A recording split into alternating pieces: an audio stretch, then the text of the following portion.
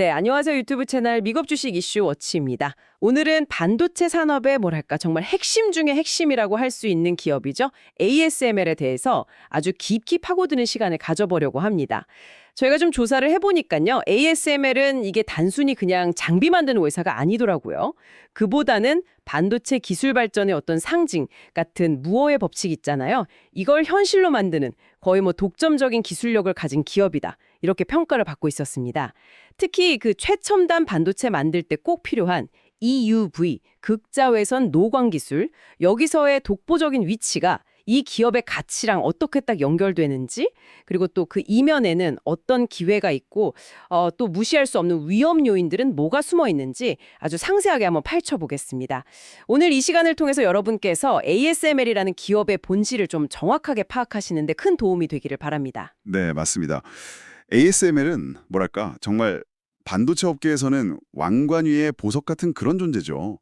말씀하신 대로 그 EUV 기술 독점이라는 게 엄청난 무기인 건 분명한데요.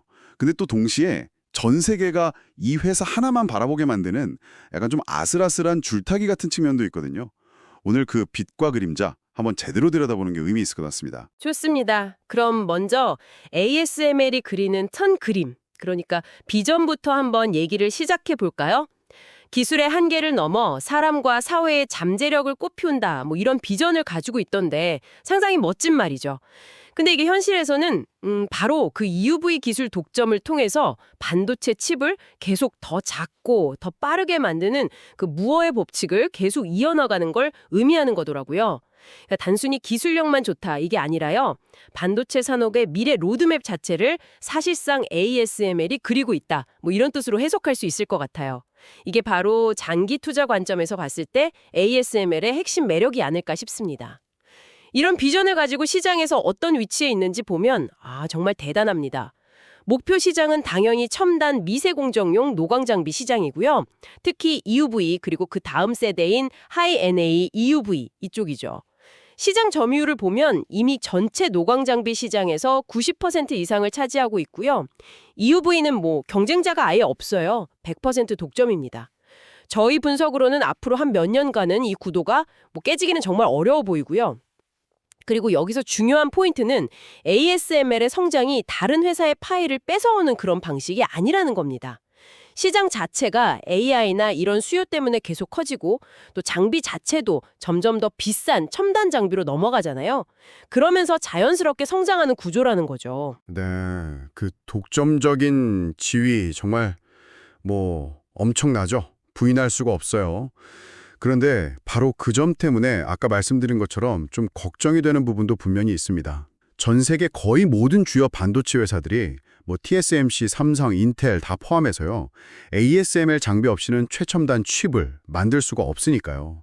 사실상 ASML 기술에 목을 메고 있는 그런 형국이거든요.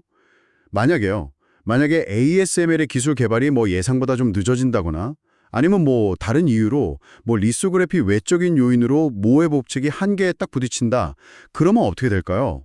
산업 전체가 흔들릴 수 있는 그런 위험이 있는 거죠. 게다가 이렇게 한 기업이 너무 강력한 힘을 가지게 되면 정부 규제 같은 거요. 이런 예상치 못한 변수가 또 등장할 가능성도 항상 열려 있다고 봐야 합니다. 그러니까 독점의 달콤함 뒤에는 항상 이런 불안함이 같이 숨어 있다. 이 점을 꼭 기억해야 할 것 같아요. 는 ASML이 돈을 버는 방식, 그러니까 비즈니스 모델하고 그 효율성이 얼마나 뛰어난지 한번 살펴보겠습니다. 이 LTV CAC 구조라는 게 아주 흥미롭던데요. 이게 뭐냐면 쉽게 말해서 고객을 데려오는 비용, CAC라고 하죠. 커스터머 애퀴지션 코스트.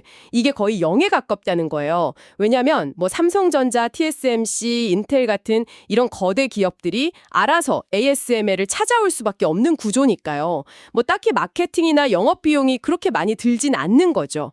R&D 협력이나 지분 투자 같은 비용은 있겠지만 직접적인 CAC는 아주 낮다고 볼 수 있습니다.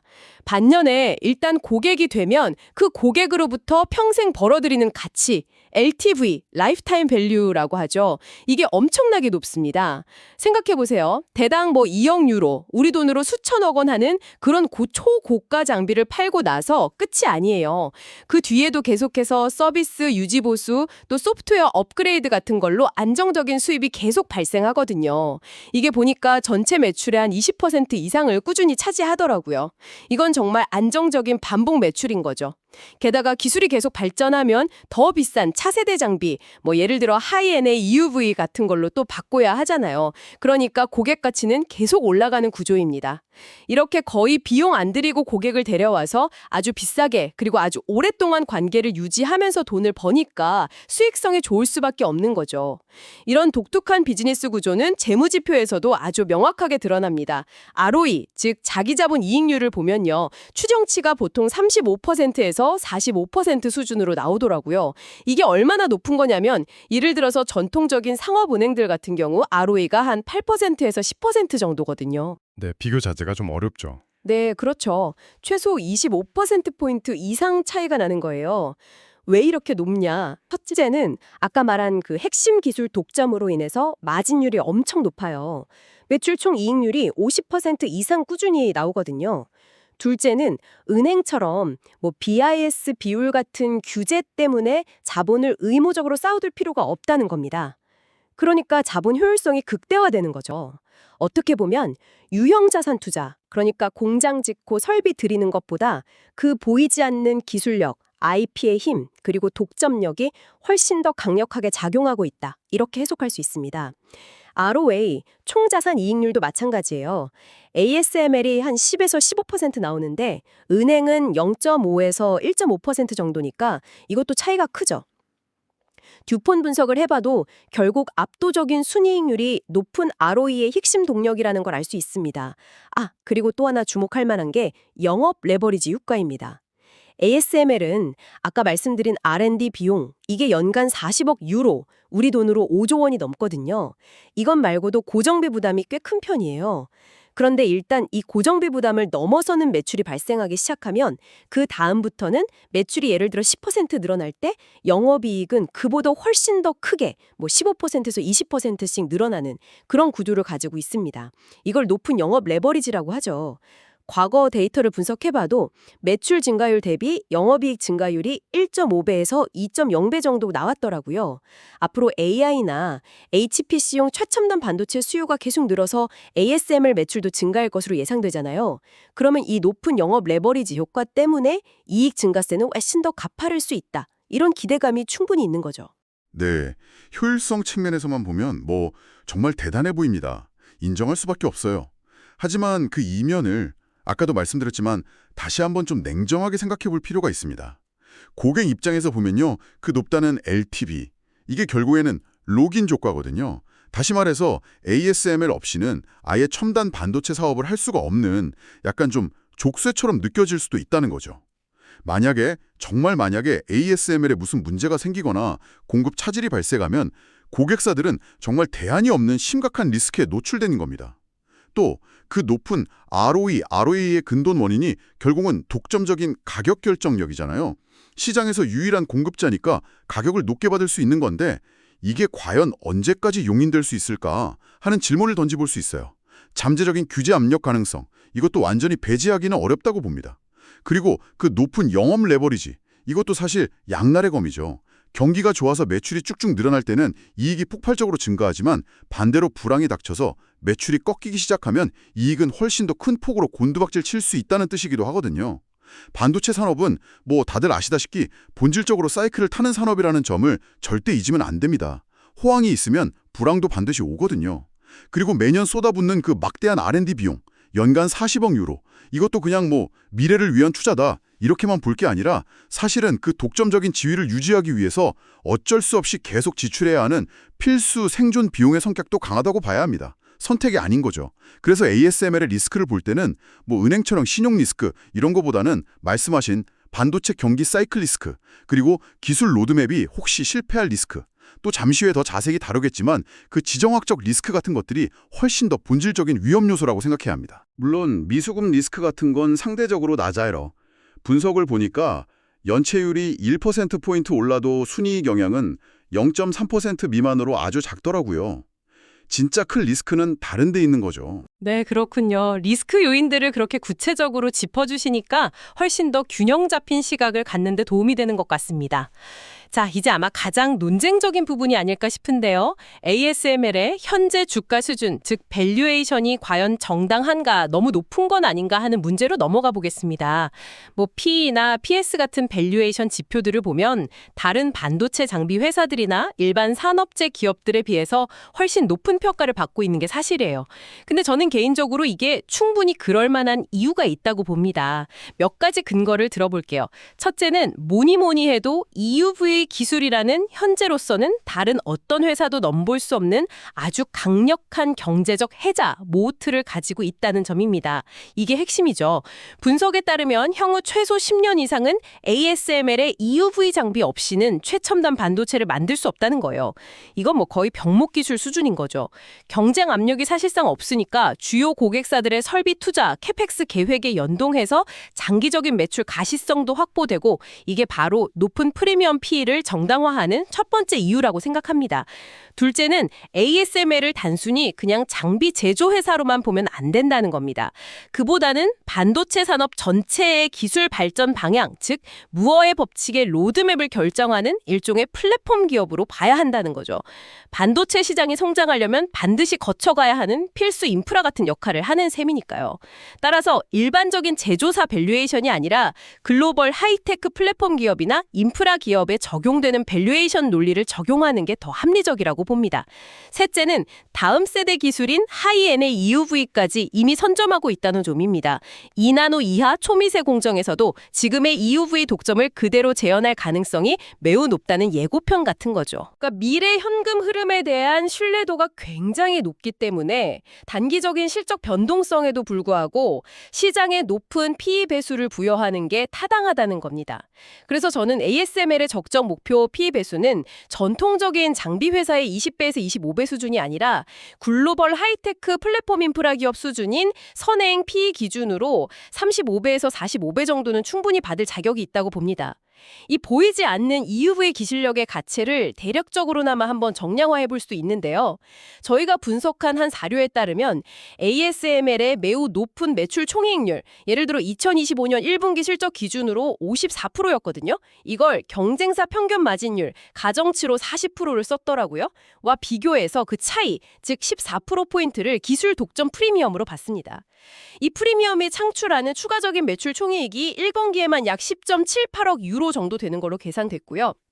이게 그 분기 순이익 약 24억 유로에서 차지하는 비중을 보니까 약 45%나 되더라고요. 순이익의 거의 절반이 이 독점 기술력에서 나온다는 거죠. 그래서 이 EUV 기술력 자체의 내재 가치를 한번 추산해 봤는데 이 연간 추가 이익 10.78억 곱하기 4, 약 43.12억 유로에다가 기술기업 평균 PE 배수인 30배 정도를 적용하니까 대략 1293억 유로, 우리 돈으로 거의 200조 원에 가까운 가치가 나왔습니다. 당시 ASML 시가총액이 한 2,750억 유로 정도였으니까 이 EUV 기술력 하나만으로도 현재 시가총액의 거의 47%, 절반 가까이를 설명할 수 있다는 계산이 나오는 거예요. 정말 숨겨진 핵심 무형자산이라고 할 수 있겠죠. 그리고 여기에 더해서요. 차세대 기술인 하이NA EUV가 본격적으로 양산되는 시점, 대략 2026년에서 27년 정도로 예상되는데요. 이때가 되면 기업 가치가 추가적으로 더 상승할 여력도 있다고 봅니다. 왜냐하면 하이NA EUV 장비는 기존 EUV 장비보다 가격이 훨씬 비싸거든요. 대당 3.5억 유로에서 5억 유로 이상으로 50% 이상 뛸 거라는 전망이 많습니다. 당연히 마진 개선 효과도 기대할 수 있겠죠. 만약에 하이엔의 UV 도입으로 전체 마진율이 한 2%포인트 정도 추가로 개선된다고 가정하고 54%에서 56%, 연간 매출을 350억 유로 정도로 잡아보면 이것만으로도 연간 추가 이익이 7억 유로 정도 발생합니다. 여기에 아까처럼 PE 30배를 적용하면 추가적인 기업 가치가 210억 유로 정도 더해지는 거고요. 이걸 현재 주가 기준으로 환산하면 대략 7%에서 10% 정도의 추가 상승 잠재력이 더 내포되어 있다. 이런 분석도 가능합니다. 네, 확실히 그 독점적인 기술력 그리고 미래 하이엔의 EUV로 이어지는 성장 스토리는 굉장히 강력한 논리인 것 같습니다. 저도 그 부분은 충분히 동의합니다. 하지만 그 말씀하신 35배에서 45배라는 상당히 높은 PE 수준이 과연 정말로 지속 가능할 것인가? 여기에 대해서는 좀 더 신중하게 따져볼 필요가 있다고 생각해요.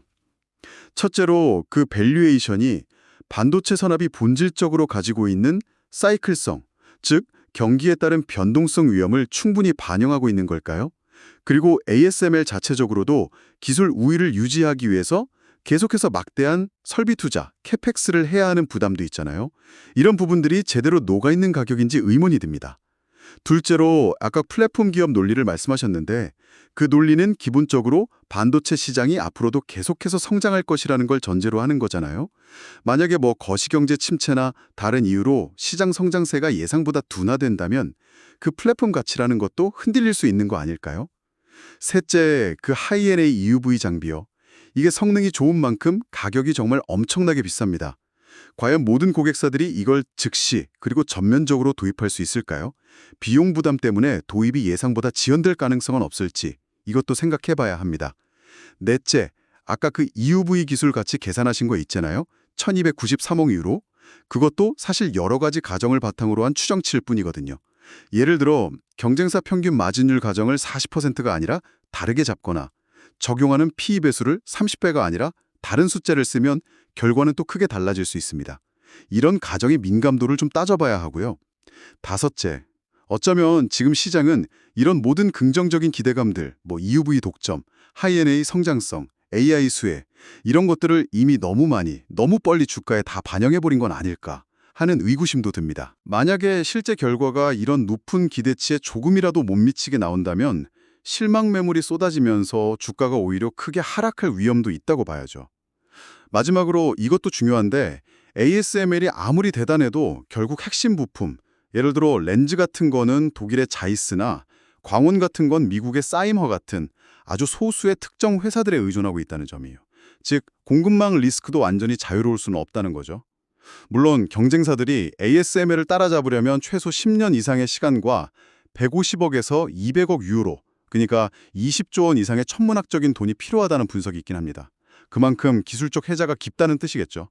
하지만 반대로 생각하면 ASML 역시 그 기술적 우위를 계속 지키기 위해서는 끊임없이 이런 막대한 R&D와 투자를 이어가야만 하는 부담이 있다는 점도 우리가 동시에 기억해야 할 부분이라고 생각합니다. 미래 실적을 예측하는 데 있어서 가장 중요한 열쇠, 핵심 선행 지표가 뭐냐고 묻는다면 저는 단연 순수주액, 넷 부킹스라고 말씀드리고 싶어요. 왜냐하면 ASML은 고객으로부터 주문을 받고 나서 실제 장비를 만들고 납품해서 매출로 인식하기까지 상당한 시간이 걸리거든요. 보통 1분기에서 길게는 3분기 정도 시차가 발생합니다. 그래서 지금 들어오는 수주액이 몇 분기 뒤에 매출 실적을 미리 보여주는 역할을 하는 거죠. 마치 금융회사에서 신규 대출이나 활성 대출자 수가 미래 이자 수익을 예측하게 해주는 것과 좀 비슷하다고 볼 수 있습니다. 예를 들어서요. 2025년 1분기 실적 발표 때 순수주액이 전 분기 대비 마이너스 44.5%로 크게 줄어서 시장에서 우려가 굉장히 많았어요. 주가도 좀 흔들렸고요. 그런데 그럼에도 불구하고 2분기 매출 가이던스는 비교적 양호하게 제시했었거든요. 72억에서 77억 유로, 그리고 실제 결과도 76.92억 유로로 가이던스 상단에 거의 맞췄습니다. 이게 가능했던 이유가 바로 그 이전에 쌓아놓았던 막대한 수주 잔고 덕분이었던 거죠. 수주 잔고가 워낙 튼튼하니까 당장 한 분기 수주가 좀 부진해도 버틸 수 있었던 겁니다. 그리고 더 중요한 건 그 다음 분기인 2분기의 순수주액이 다시 플러스 40.7% QOQ로 아주 강력하게 반등했다는 점이에요. 이게 시장에 2026년 이후에 성장 가시성이 다시 확보되었다는 신호를 주면서 연간 매출 가이던스 300억에서 350억 유로 달성 가능성도 높다는 긍정적인 해석을 나왔습니다. 실제로 과거 한 8분기 정도의 데이터를 분석해본 결과가 있는데요. 이 순수주이드 분기별 성장률 QOQ 하고 ASML 주식의 PE 배수 사이에 상당히 강한 양의 상관관계가 나타났습니다. 상관 계수가 플러스 0.85 정도로 아주 높게 나왔어요. 이게 무슨 의미냐면 순수주액 성장률이 예를 들어 10%포인트 상승하면 시장 참여자들이 ASML의 미래 성장성에 대한 기대를 높이면서 PE 배수를 평균적으로 3.0포인트 정도로 상향 조정하는 경향이 뚜렷하게 관찰되었다는 겁니다. 그만큼 시장이 ASML의 장기 성장 모멘텀을 나타내는 이 수주 동향에 매우 민감하게 반응하고 있다는 증거라고 할 수 있겠죠. 그리고 또 한 가지 흥미로운 점을 발견했는데요. ASML 경영진이 실적 발표 때 제시하는 다음 분기나 연간 실적 전망치, 즉 가이던스가 돌이켜보면 종종 실제 결과보다 약간 보수적인 경향이 있었다는 분석입니다. 과거 8번의 분기 실적 발표 중에서 무려 6번이나 회사가 제시했던 가이던스를 초과 달성하는 소위 비트를 기록했더라고요. 그래서 시장에서는 약간 이런 심리가 있는 것 같아요. ASML이 제시하는 가이던스가 물론 현실적인 목표치이긴 하지만 혹시 이번에도 약간 보수적으로 잡은 건 아닐까, 실제로는 이것보다 더 잘 나오지 않을까 하는 숨겨진 기대감 같은 거요. 일부 분석에서는 이걸 의사 컨센서스, pseudo 컨센서스라고 표현하기도 하던데, 공식 컨센서스보다는 가이던스 상단이나 그 이상을 기대하는 심리가 있다는 거죠. 예시로 소스7에서 순매출 68억 추정 언급. 이런 점들을 다 종합해보면 긍정적인 시나리오를 충분히 그려볼 수 있습니다. 만약 다음 실적 발표 때 순수주액이 시장 예상을 뛰어넘고 매출과 이익도 가이던스 상단을 넘어서는 어닝 서프라이즈가 나온다면, 예를 들어 매출이 72억 유로 이상 나온다면 소스7 예시 주가가 하루에 10%에서 15% 이상 아주 강력하게 랠리를 펼칠 가능성도 있다는 분석이 나옵니다. 특히 AI나 HPC 관련 수요가 폭발하고 있다는 신호로 해석될 경우에요. 소스8 체크리스트 불 시나리오 연계. 강력한 수주, 마진, 가이던스 시 적극 매수 플러스 10에서 15% 변동 예상.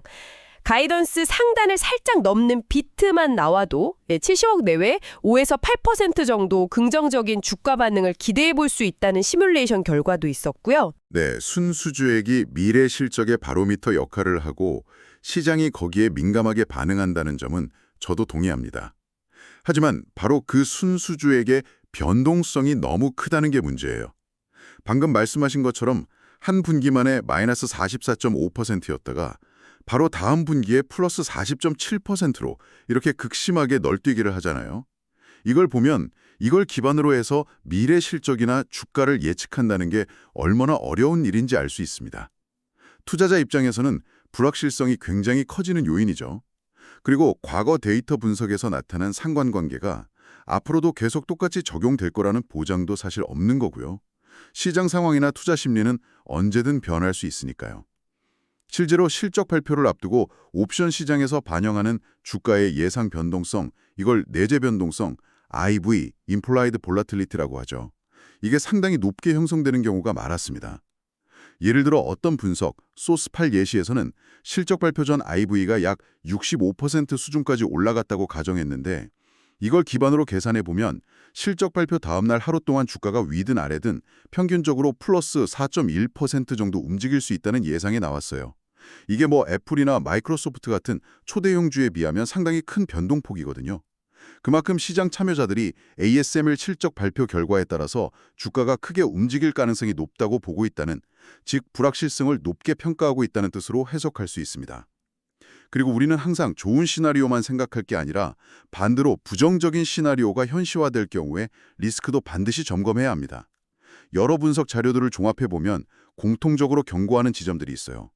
만약에 순수주액 증가세가 다시 둔화되거나 마이너스 10% 가정, 소스4 베어, 실제 매출이나 이익이 시장 기대치나 회사 가이던스에 못 미치는 미스가 발생하거나 65억, 소스7 미스, 수익성 지표인 영업이익률 OPM이 하락하거나 52% 마진, 소스8 베어, 혹은 지정학적 문제 같은 걸로 기존 수주가 취소되는 비율이 조금만 높아져도 취소율 2%포인트 증가 가정, 소스5 베어, 주가가 상당히 큰 폭으로 조정받을 수 있다는 겁니다. 분석 시나리오에 따라 좀 다르긴 하지만 적게는 마이너스 8%에서 많게는 마이너스 15%, 심지어 마이너스 25%까지도 급락할 수 있다는 경고들이 나오고 있어요. 소스 4, 마이너스 15%, 소스 5, 마이너스 15%에서 마이너스 25%, 소스 7, 마이너스 8%에서 마이너스 12%, 소스 8, 마이너스 8%에서 마이너스 12%. 그러니까 긍정적인 결과가 나왔을 때 기대할 수 있는 상승폭만큼이나 부정적인 결과가 나왔을 때 감수해야 할 하방 리스크도 상당히 크다는 점을 반드시 명심해야 합니다.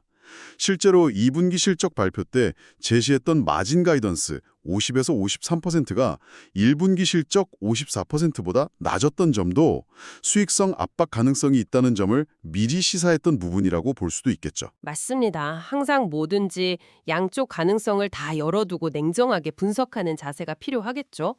자, 그럼 이번에는 시야를 좀 더 넓혀서 더 긴 호흡으로 ASML의 미래를 한번 그려보겠습니다. 장기적인 기회 요인과 리스크 요인을 살펴보자는 거죠. 먼저 가장 긍정적인 최상의 시나리오부터 한번 상상해 볼까요? 이건 바로 인공지능, AI와 고성능 컴퓨팅, HPC 시장이 지금 예상하는 것보다 훨씬 더 폭발적으로 성장하는 경우입니다. 그렇게 되면 데이터 센터나 AI 칩을 만드는 회사들이 너도 나도 더 강력한 성능의 반도체를 원하게 될 거고, 이걸 만들기 위해서는 최첨단 미세공정 투자를 늘릴 수밖에 없겠죠. 자연스럽게 ASML의 최첨단 장비, 특히 하이-NA EUV 장비에 대한 주문이 예상보다 훨씬 빠르고 그리고 더 많이 몰리게 되는 시나리오입니다. 이렇게 되면 어떤 결과가 나올 수 있을까요? 한 분석에 따르면 주요 파운드기나 메모리 반도체 회사들의 연간 설비 투자 캐펙스 규모가 기존 예상보다 15% 이상 추가로 증가할 수 있다고 보고요. 이게 ASML 입장에서는 향후 5년간 공략할 수 있는 전체 시장 크기 템이 기존 전망치보다 누적으로 500억 달러 이상 더 커질 수 있다는 의미로 해석됩니다. 이걸 ASML의 연평균 성장률 CAGR로 환산해보면 기존에 예상했던 연 10% 수준의 성장이 아니라 여기에 하이-NA EUV 조기 도입 효과 플러스 5%P와 추가적인 AI 수요 효과 플러스 3%P 등이 더해져서 무려 연평균 18%까지 성장률 전망치가 상향 조정될 수 있다는 계산이 나옵니다. 연평균 성장률이 8%P나 높아진다는 건 정말 엄청난 변화거든요. 이건 회사의 장기적인 성장 전망 자체를 완전히 바꿔놓는 수준입니다. 이렇게 되면 기술 선도자로서 받는 프리미엄에다가 높아진 성장률까지 더해져서 장기적으로 현재 주가 대비 60% 이상의 추가적인 상승 잠재력도 가능하다는 모델링 결과까지 제시되고 있습니다. 그야말로 대박 시나리오라고 할 수 있겠죠. 와, 정말 장밋빛 전망이네요. 연 18% 성장률에 주가 60% 상승이라 꿈 같은 시나리오입니다. 하지만 항상 그렇듯이 우리는 정반대의 시나리오, 즉 최악의 리스크 시나리오도 반드시 상상해보고 대비해야 합니다. ASML에게 있어서 장기적으로 가장 무서운 리스크는 뭘까요? 저는 단연코 지정학적 규제 폭탄이라고 생각합니다. 지금도 미중 갈등 속에서 네덜란드 정부가 미국의 압력을 받아서 최첨단 EUV 장비의 중국 수출을 막고 있잖아요. 그런데 만약에 정말 최악의 경우를 가정해서 미국과 네덜란드 정부가 더 강력하게 협력해서 중국으로는 기존의 구형 장비인 DUV 노광 장비조차 아예 팔지 못하게 하고 심지어 이미 중국에 팔려서 사용 중인 장비에 대한 서비스나 부품 공급까지 전면적으로 금지시켜버리는 아주 극단적인 상황이 온다고 상상해보죠. 그렇게 되면 ASML에게 어떤 일이 벌어질까요? 분석에 따르면 ASML 전체 매출에서 중국 시장이 차지하는 비중이 최근 몇 년간 20%를 넘나들고 있거든요. DUV 판매와 서비스 매출을 합치면요. 만약 이게 전면 금지된다면 당장 연간 매출의 최소 25%가 그냥 사라져버리는 겁니다. 그런데 이게 끝이 아니죠.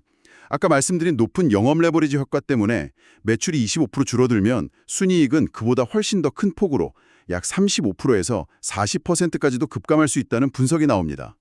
여기에다가 이런 지정학적 불확실성 때문에 투자 심리까지 극도로 위축된다면 시장이 ASML에 부여하던 높은 밸류에이션 멀티플 자체도 깎일 수 있겠죠.